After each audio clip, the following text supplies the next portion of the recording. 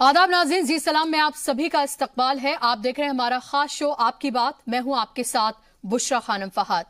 Me too campaign ने किसी संस्कारी के असली संस्कार की असलियत खोली तो किसी सफेद पोश के काले करतूतों का पर्दाफाश किया।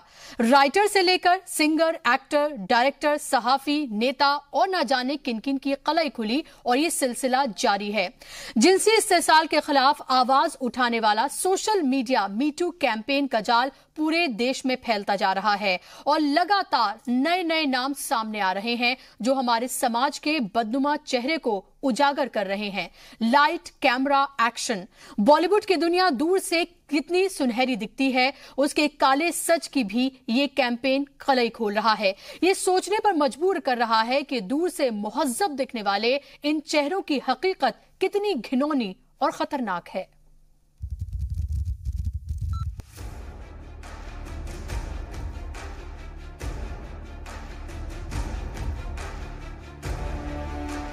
मीटू कैंपेन जिसकी शुरुआत हुई थी हॉलीवुड से, लेकिन अब ये कैंपेन तेजी से हिंदुस्तान में फैल रहा है और ऐसे ऐसे बड़े नाम सामने आ रहे हैं जिसने बहुत कुछ सोचने पर मजबूर कर दिया है। और ये सिर्फ बॉलीवुड तक ही महदूद नहीं रह गया है बल्कि सियासत से लेकर मीडिया तक फैल चुका है। महज कुछ दिनों में ऐसे 8 मामले सामने आए हैं। हिंदुस्तान में इसकी शुरुआत तनुश्री दत्ता के नाना पाटेकर पे लगाए गए इल्जामात के साथ हुई थी और अब इस कैंपेन का असर बढ़ता जा रहा है।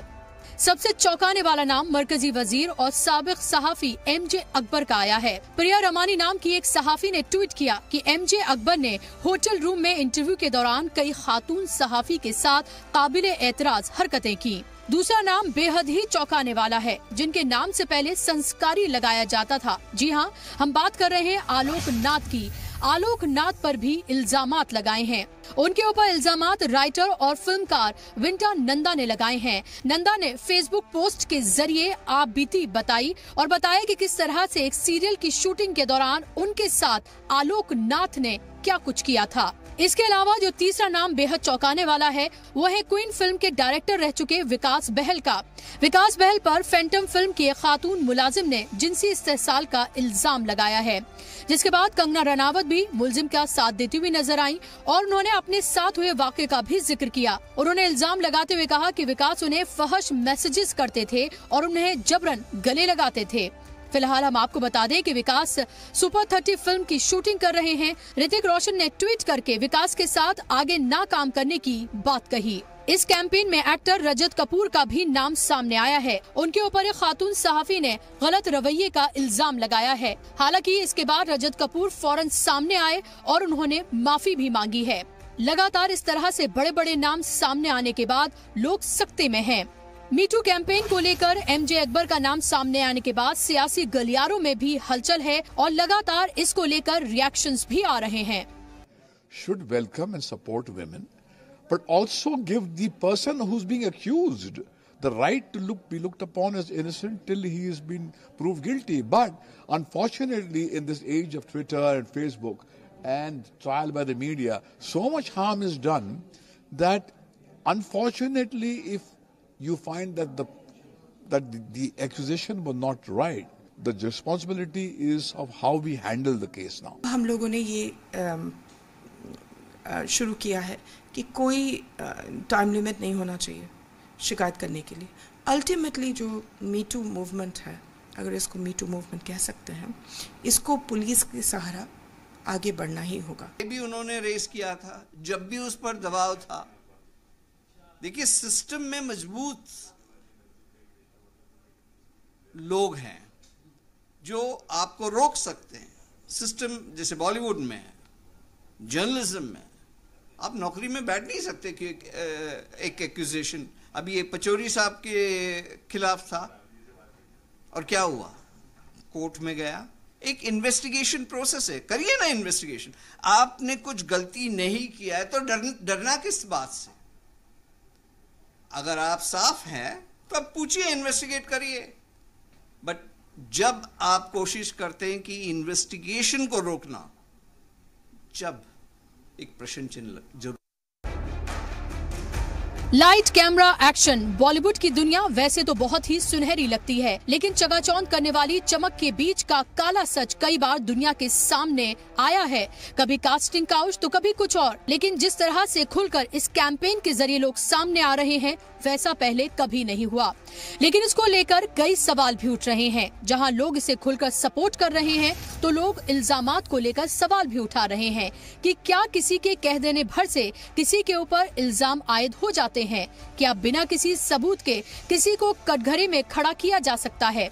लेकिन इसके साथ साथ सोचने वाली बात ये भी है कि इस तरह की किसी भी बात को कहने के लिए जो हिम्मत लोगों ने, खासतौर पर खवातीन ने जुटाई है, वो काबिले तारीफ है। और यही वजह है कि लोग खुलकर इस कैंपेन को सपोर्ट कर रहे हैं और सामने आ रहे हैं। ब्यूरो रिपोर्ट के साथ बुशरा खानम फहद, जी सलाम। तो इस मीटू कैंपेन ने कुछ ऐसे चेहरों की असलियत या कहें कलई खोली है जिसके बारे में हमारी जो एक धारणा थी वो बिल्कुल अलग थी और अब बिल्कुल अलग हो गई है। अगर आप भी हमारे इस प्रोग्राम से जुड़ना चाहते हैं तो लगातार जो नंबर्स टेलीविजन स्क्रीन पर फ्लैश किए जा रहे हैं उसके जरिए आप हमसे राब्ता कर सकते हैं, अपने सवाल पूछ सकते हैं। दो खास मेहमान मेरे साथ स्टूडियो में जुड़ गए इस पर बात करने के लिए, जिनका तारुफ मैं आपसे कराना चाहूंगी। मेरे साथ मौजूद है माया सिंह, जो कि सोशल एक्टिविस्ट हैं, और उसके साथ साथ अनिल आनंद, सीनियर जर्नलिस्ट मेरे साथ मौजूद है। आप दोनों लोगों का बहुत बहुत इस्तकबाल है। शुरुआत माया जी मैं आपसे करना चाहूंगी। जिस तरह से आप इस मीटू कैंपेन को देख रही हैं, तनुश्री दत्ता ने इसकी शुरुआत की। हालांकि शुरुआत इसकी ओरिजिनली हॉलीवुड से हुई थी और उसके बाद ये बॉलीवुड में, और अब लगातार इसका दायरा जो है वो बढ़ता ही जा रहा है। किस तरह से आप इस कैंपेन को देख रही हैं? लड़कियां, जो खवातीन हैं, वो अपने रेप तक की बात को अब काफी सालों के बाद सामने रख रही हैं। देखिए, ये अगर हॉलीवुड से शुरू हुआ और ये भारत में आया, आजकल भारत में इसको बहुत अच्छे तरीके से लिया जा रहा है। इसलिए नहीं लिया जा रहा है कि इसमें कहने का मुद्दा निकल कर आया। आप इसको बॉलीवुड से जोड़कर मत देखिए, फिल्म इंडस्ट्री से जोड़कर मत देखिए। इस तरह की वारदातें महिलाओं के साथ हर जगह होती हैं, और वो चाहे वो आम महिला हो, चाहे फिल्म इंडस्ट्रीज की हो। फिल्म इंडस्ट्रीज की महिलाओं के पास एक कॉन्फिडेंस लेवल थोड़ा हाई होता है, वो सशक्त होती हैं, तो वो अपनी बात को आसानी से रख पाती हैं, क्योंकि उनके पास इस तरह के नजरिया और मुद्दा उनके डेवलप कर चुके होते हैं। बावजूद भी आप देखें 10 साल 15 साल लगे उनको भी आने में। पूरी सुनिए। दूसरे, अगर आप इसी बात को, अब जैसे एक अकबर साहब का नाम आया, दूसरे लोग उसे मना कर रहे हैं, अरे जैसे एक राजनेता जी का भी बयान देखा कि उसको बहुत गंदी चीजें अभी बंद होना चाहिए। तो मेरा यह मानना है कि हमाम में सब नंगे हैं, चाहे वो कोई सी इंडस्ट्रीज हो। आपको अब लोगों को अब ये डर लगने लगा है, खासकर जो बड़े चेहरे नाम वाले सफेद पोश लोग हैं, कि अगला नाम किसका होगा, कहीं हमारा तो नहीं होगा। तो अब उन लोगों में एक डर का और भय का माहौल व्याप्त होने लगा है, और महिलाओं को उस माहौल से, कहते हैं ना, शक्ति मिली है और वो खुलकर अपनी बात कहने लगे। लेकिन इसका दूसरा पहलू यह है कि इसमें महिलाओं को और इस सोचने के लिए मौका तब मिलेगा कि जिस एकाध मसले में शायद जैसे तनुश्री दत्ता का सपोर्ट में कंगना आई, क्योंकि वो अपने आप में स्टैब्लिश नेम है, क्योंकि लोगों ने कहा कि चीप पब्लिसिटी के लिए किया जा रहा है। कंगना रनौत अपने आप में एक बहुत स्टैब्लिश नेम है, उसको किसी पब्लिसिटी की, इस तरह की घटिया पब्लिसिटी जिसको आप बोलते हैं घटिया पब्लिसिटी की जरूरत नहीं है। तो जब तक किसी महिला को अच्छे तरीके से इसमें इंसाफ नहीं मिलेगा, तो आप महिलाओं के अंदर विश्वास नहीं जगा सकते। खासकर आप इंडस्ट्रीज में तो विश्वास डेवलप कर सकते हैं महिलाओं में, लेकिन जो आम महिलाओं, जो आजकल नॉर्मल ऑफिस में महिलाओं के, लड़कियों के साथ होता है, वो अभी भी डरती हैं, क्योंकि अगर उसने नाम ले दिया तो उसका कैरियर खत्म, उसकी नौकरी खत्म, और उसके पीछे पता नहीं ना जाने कितनी और प्रॉब्लम क्रिएट हो जाएंगी। तो ये कहने का तात्पर्य ये है कि अगर हम मीटू कैंपेन बहुत अच्छा है महिलाओं के लिए, लेकिन इसको अभी और चलाना चाहिए, और इसमें पुलिस को और जुडिशरी को और जो समाज के दूसरे पुरुष हैं जो इसके लिए बेबाक राय रखते हैं, उनको आगे आके इस महिलाओं को सपोर्ट करना चाहिए, और उनको जाके भरोसा दिलाएं कि तुम आगे बढ़िए और हम तुम्हारे साथ हैं। फिर देखिए कितने शफोत बॉस नाम अभी और खुलने बाकी है, कितने लोग और बेपर्दा होंगे। लोगों में डर है अब इस बात, जाहिर सी बात है। अनिल जी, आप इस कैंपेन को किस तरह से देख रहे हैं? एक खातून जो सामने आई, जिसने अपनी आप बीती सुनाई, चाहे 10 साल बाद ही सही, और कुछ के तो अभी हाल की ही हैं, वो अपनी नौकरियां दाव पे लगा रही हैं, अपने करियर दाव पे लगा रही हैं। एक ऐसी बात जिसे जो मुहज्जब या सभ्य समाज जिसे कहते हैं, उसमें बहुत अच्छा नहीं माना जाता है। वही सभ्य समाज चाहे ये सब कुछ कर रहा हो, लेकिन वो सामने आ रही हैं, अपनी बात रख रही हैं, उसको लेकर भी लोग सवाल खड़े कर रहे हैं। देखिए, हिम्मत जब आए, देर आए दुरुस्त आए, बिल्कुल ठीक। जब भी आई हिम्मत उन औरतों में, उन महिलाओं में, उन्होंने इसकी बात की, इसका इस्तकबाल करना चाहिए। देखिए, आपने खुद कहा औरतें एक बड़े प्रेशर के नीचे काम करती हैं, चाहे वो घर हो चाहे वर्किंग प्लेस हो। मैंने खुद देखा है, अब तो हिम्मत नहीं जुटा पाती हैं। जिन संस्थाओं में मैंने काम किया मैंने खुद देखा है, अगर हिम्मत जुटाई, इंक्वायरी कमेटी हुई, तो ना केवल अशखास, ना केवल वो जो मेल मेंबर्स हैं वो, बल्कि फीमेल कलीग्स जो होती हैं वो भी किसी ना किसी तरह से उनको भी प्रेशर डालने के लिए इस्तेमाल किया जाता है। मैं चश्मदीद गवाह हूं इन चीजों का कि आप इंक्वायरी में क्यों आप जा रही हैं, आगे छोड़िए, करिए। मैं मी टू कैंपेन की बात आपने की, मैं इसको एक बड़ी हेल्दी साइन मानता हूं। इसका एक तो मैं दो पस मंजर हैं इसके मेरे सामने। एक तो ये कि जिन लोगों ने अपनी मुंह खोला है, आवाज बुलंद की है, एक तो उनको उनकी इंसाफ की गुहार है, ये तो बिल्कुल सही बात है। बाकी ये बात बिल्कुल सही है, महेश भाट साहब ने बिल्कुल सही कहा, टिल प्रूव गिल्टी। ठीक है, अगर अब बात चली है तो इंसाफ की जगह, अपनी जगह है, अपना एक तरीका है कानून का, वो करेंगे। दूसरा, मी टू, मैं इसको एक एज ए प्रेशर टूल भी देख रहा हूं मैं। ऐसे मुहज़्ज़िब अशखास हर इदारे में पाए जाते हैं। फिल्म इंडस्ट्री चूंकि ग्लैमरस है, बड़ा हाई प्रोफाइल है, इसलिए ज्यादा खुल के आ जाता है। ये हर इदारे में औरतों को ये फेस करना पड़ रहा है। मी टू, मैं इसको एज ए प्रेशर टूल भी देख रहा हूं, क्योंकि बहुत सारे लोग ऐसे जो जहां भी बैठे होंगे, पावर पोजीशंस ऑफ पावर पे बैठे होंगे, मुझे लगता है दो बार सोचेंगे। मी टू कैंपेन अगर और सशक्त होगी और होनी चाहिए जी, इसकी सबको इस्तेकबाल करना चाहिए, इसको मजबूत बनाने के लिए मदद करनी चाहिए। हाँ, कुछ लोग हैं जैसे वो बीजेपी के मेंबर ऑफ पार्लियामेंट हैं, सुबह से वो इंटरव्यूज दे रहे हैं, उनका एक पॉइंट ऑफ व्यू है, लेकिन उनका वो जब कह रहे हैं कि नहीं जी ये वन साइडेड है, तो मुझे लगा कि कहीं ना कहीं, मैंने बड़े ध्यान से उनके इंटरव्यूज सुने, वो उनका पॉइंट ऑफ व्यू भी वन साइडेड है जी, वो भी सिर्फ एक ही चीज को दुरुस्त मान रहे हैं। और हाँ, दोनों चीजों को खुली सोच, खुली आंखों से देखने की जरूरत है। बिल्कुल, किसी भी एक तरफा जाकर आपको डिसीजन लेने की या कुछ कहने की जरूरत नहीं है। तो आप ये मत कहिए पुराना केस है। हाँ, ये हो सकता है कि तनुश्री को आज के समय में सबूत जुटाकर अपनी बात को साबित करने में समय लग सकता है, हो सकता है, लेकिन वो कानून के जो पर्याय बनते हैं कि आप जुर्म करें लेकिन आप अपराधी, वो कभी भी कंप्लेंट उस पर करी जा सकती है। हमारे मुल्क का कानून जो है वो दोनों को इजाजत देता है। हाँ। उन्होंने अगर इल्जामात आयद किए हैं, इल्जामात लगाए हैं, तो नाना पाटेकर के पास भी पूरा वक्त मौजूद है, तमाम कानूनी और तमाम पहलू उनके पास मौजूद है, वो अपनी सफाई पेश करें। और अगर वो गिल्टी प्रूव नहीं होते, जाहिर सी बात है कि फिर तनुश्री दत्ता जो है वो अपनी बात को फिर प्रूव करेंगी। तो सबके पास पूरा मौका है। कटघरे में इस तरह से खड़ा करना किसी के लिए भी, मैं दोनों ही तरफ बात कर रही हूं, किसी भी के लिए भी ठीक नहीं है, लेकिन इसके लिए बहुत हिम्मत चाहिए, जो फिलहाल लड़कियां कर रही हैं, सामने आ रही हैं और अपने ऊपर हुए इस घिनौनी चीज को वो दिखा रही हैं, समाज को बता रही हैं। और आपकी बात में आज हम बात करें मी टू कैंपेन की। लगातार जिस तरह से नए नए नाम सामने आ रहे हैं और जिस तरह से कुछ चेहरों के असल चेहरे दरअसल सामने आ रहे हैं। अनिल जी, यहां पर बात करना बाबूजी के बारे में बहुत जरूरी है। संस्कारी जिनको कहा जाता था, आलोकनाथ की मैं यहां बात कर रही हूं कि किस तरह से एक खातून वो सामने आई हैं जो उनके साथ काम करती थी उस सीरियल में, और सीधे तौर पर ये कहा गया कि किस तरह से उन्हें नशीली अशिया जो है उन्हें दी गई, उनके साथ रेप किया गया। और रेप भी ऐसा वैसा नहीं, जब वो सुबह उठी तो शी वॉज इन पेन। आप ये देखें कि जिनका चेहरा संस्कारी के नाम से मशहूर था, उनके असली संस्कार सामने निकल कर आ गए हैं। जी बिल्कुल बिल्कुल, उनका आलोकनाथ की बड़ी अच्छी इमेज मानी जाती थी, जिस तरह के किरदार वो अदा करते हैं, लेकिन अब पर्दे के पीछे तो कुछ और ही निकला। और दाद देनी चाहिए उस महिला की जिसने इतनी हिम्मत करके, कुछ लोगों को खदशा है कि मिसयूज तो हर चीज का होता है। देखिए, ब्लैक शीप तो हर जगह होते हैं, हो सकता है एक दो महिला गलत भी चार्ज लगा रही हूं, लेकिन ओवरऑल जो मी टू कैंपेन है और जो महिलाएं बोली, उनकी हिम्मत की दाद देनी चाहिए। और आप ये देखिए अनिल जी कि अगर एक खातून सामने आई है, उसने अपने ऊपर रेप की बात कही है, बिल्कुल, आप ये देखें कि उसके बाद समाज उसे किस तरह से, हमारा समाज तो इसी तरह से है ना कि वो विक्टिम को और ज्यादा विक्टिमाइज करता है, ना कि जो मुल्जिम है उसको लेकर उतनी बात नहीं की जाती है जितनी बात विक्टिम को लेकर की जाती है। बिल्कुल से वजह फरमाया आपने। जो महिला अपने ऊपर इल्जाम ले रही है कि साहब मेरा रेप हुआ, हमारे समाज में तो उसको उस पर स्टिग्मा लगा दिया जाएगा, उसके ऊपर उसको किसी और नजर से देखा जाएगा, रादर देन कि आप तारीफ करें कि वो विक्टिम हुई उस बात की, किन हालात में उनके साथ ज्यादती हुई।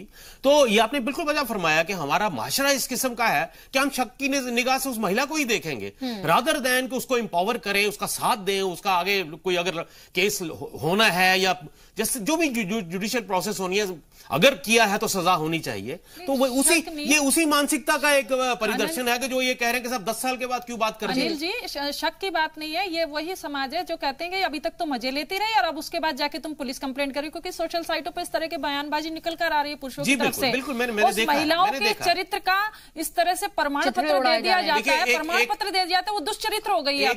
एक बड़ा आसान सा तरीका होता है, किसी महिला को आपने, अगर आपकी फेलो कलीग हैं या आपकी सबॉर्डिनेट हैं या आपको कुछ और नहीं नजर आता तो आप उसके कैरेक्टर पे बात उछाल दीजिए, तो आपका कहानी शुरू हो जाती है। तो महिला सॉफ्ट टारगेट है हमारे समाज जी। में। क्या आपको नहीं लग रहा अनिल जी कि एमजे अकबर का नाम जिस तरह से सामने आया है, और एक दो नहीं बल्कि 4 फीमेल्स हैं जिन्होंने इस तरह की बात कही है, क्या आप नहीं लगता कि बीजेपी को सामने आके वाकई में सफाई देनी चाहिए, और या फिर एमजे अकबर को सामने आकर सफाई देनी चाहिए? कुछ ना कुछ तो कदम उठाने की जरूरत है, क्योंकि बीजेपी वो पार्टी है जो बेटी बचाओ बेटी पढ़ाओ के नारे के साथ सामने आई थी। अब आप देखें कि क्या हो रहा है।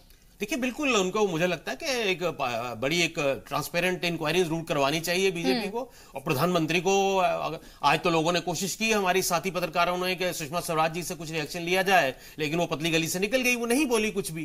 तो जरूर संज्ञान लेना चाहिए उस पार्टी को, उनको they should take a notice, और इंक्वायरी, इंटरनल इंक्वायरी हो सकती है तो वो करें। और किस्से कहानियां तो बहुत हैं, अगर वाकई कुछ है तो उनको चलता करना चाहिए। बिल्कुल। और उमेर साहब हमारे साथ उनकी प्रेजेंस जो है वो बेटी पढ़ाओ बेटी बचाओ जो भी कैंपेन है उसके कॉन्ट्रेरी है, उसके ऑपोजिट है। बिल्कुल बिल्कुल। और खासतौर पर जो फीमेल कसूरवार है तो, और खासतौर पर जो फीमेल्स हैं, खासतौर पर जो फीमेल लीडर्स हैं बीजेपी की, उनको तो और खुल के सामने आना चाहिए और सपोर्ट करना चाहिए। लेकिन क्या आपको नहीं लगता उतनी ही बड़ी तादाद में मर्दों को भी सामने आकर सपोर्ट करना चाहिए और ये कहना चाहिए कि इनकी बहादुरी को सलाम इन खवातीन को जो सामने आई और उन्होंने अपनी आप बीती को सामने रखा, क्योंकि मर्दों के इस समाज में औरतों के लिए अपनी जगह बनाना और उसके बाद जगह बनाने के लिए वो किन किन चीजों से होकर गुजरी हैं, उसको पब्लिक प्लेटफॉर्म पर इस तरह से आना, ये भी एक बड़ी बात है, ना कि उन्हें पब्लिक शेम किया जाए। देखिए, ये आपको एक छोटा सा एग्जांपल देती हूँ। एक मेरी बहुत अच्छी परिचिता थी और इंटरनेशनल कंपनी में वो जॉब करती थी, और उनके एक फ्रेंगी बॉस ने उनके साथ मिसबिहेव किया। उन्होंने उनके खिलाफ जाके लड़ाई लड़ी और उसके बाद ये रहा कि वो बहुत साल नौकरी से दूर रही, बच्चे पालने मुश्किल हो गए, सहेलियों से पैसे लेके उन्होंने अपना घर चलाया। तो कुल मिला के जब इस तरह से महिला एक अपना मन बना लेती है तो उसके सामने दुश्वारियां बहुत होती हैं, लेकिन अगर दुश्वारियां तब जाके कम होती हैं कि सही समाज, चाहे वो पुरुष हो स्त्री हो, अगर उनको पॉजिटिव रूप में उनका साथ दे तो वो किसी हद तक अपनी लड़ाई को जीत जाती है और उनसे उसका मनोबल बढ़ता है इस तरह से चीजों को आगे लाने के लिए। मेरा यह मानना है कि आप उनको दुष्चरित्र का प्रमाण पत्र ना दें, एटलीस्ट दोनों फेस से समझें, क्योंकि देखो इंसान इंसान है, गलती कोई भी कर सकता है, कोई भगवान नहीं है। इंसान बना गलतियों का पुतला अगर ये बोले कि जी मैं, अगर वो शादी करके अगर किसी के साथ संबंध में रह रहा है तो इसका मतलब वो कहीं उसके अंदर भावनाएं हैं और वो कहीं किसी के साथ गलत अपनी भावनाओं को जाहिर कर सकता है, जाहिर सी बात है। ऐसे बहुत सारे पुरुष निकल कर आए हैं जिनके नाम उछले और उन्होंने बकायदा सोशल साइटों से माफी मांगी है। मैं तारीफ करूंगी चेतन जी की, और एक दो और भी हैं जिन्होंने अपनी पत्नियों से और उस लड़की से ऑन सोशल साइट जाके माफी मांगी। तो पुरुषों की डिग्निटरी ये है, सम्मान उनका और सम्मान बढ़ जाता कि अगर वो बोलते कि हाँ ये हमसे गलती हो गई और हम इसके लिए हम बकायदा माफी मांगते हैं। आप गिल्टी नहीं होते, समाज में आपका दायरा बढ़ेगा, दर्जा बढ़ेगा। लेकिन अब इस तरह की मुहिम को बहुत सारे ऐसे पुरुष जिनको ये है उनको विरोध कर रहे हैं, अरे ये बड़ी गंदी चीज है, अरे गंदी चीज है तो इसको आप अगर साफ सुथरे तो आप आके नहीं, तो ये गंदी चीज है तो गंदी चीज की किसने है? नहीं, गंदी चीज है, अगर आपको लगता है ये गंदी है तो आप, और आप पाक दामन है, आप पाक दामन है, आइए इस मुहिम में जुड़िए। इसका मतलब आप पाक दामन नहीं है, इसका प्रोटेस्ट करके बंद कराना चाहते हैं क्योंकि अगला डर आपको ये लगता है कि हमारा नाम ना हो। अगला डर, बहुत सारे ऐसे सफेद पोश है, मोर देन 70% है, अभी तो गिनती के 4 नाम निकले होंगे, 5 निकले हैं। लेकिन अगर जारा खोला जाए, अगर हमाम के पर्दे उठेंगे ना तो आपको सब नंगे दिखेंगे इसी हमाम के अंदर बैठे हुए। बिल्कुल जाहिर सी बात है। और जो खवातीन जो हैं, जो लड़कियां जो है वो सामने आ रही हैं और जो अपनी बात को रख रही हैं, उनको शाबाशी मिलनी चाहिए कि उन्होंने हिम्मत दिखाई। 10 साल, 15 साल, 2 साल, 1 साल, कितने भी वक्त के बाद सही, कम से कम वो सामने आ रही हैं और जो हमारा समाज है उसका खतरनाक, घिनौना और काला चेहरा उजागर कर रही हैं और ये बता रही हैं कि इन सफेद पोशों के पीछे आखिर कितने काले चेहरे हैं। और इसी के साथ हमारे आज के इस प्रोग्राम में बस इतना ही। आप दोनों मेहमानों का बहुत बहुत शुक्रिया स्टूडियो में आने के लिए।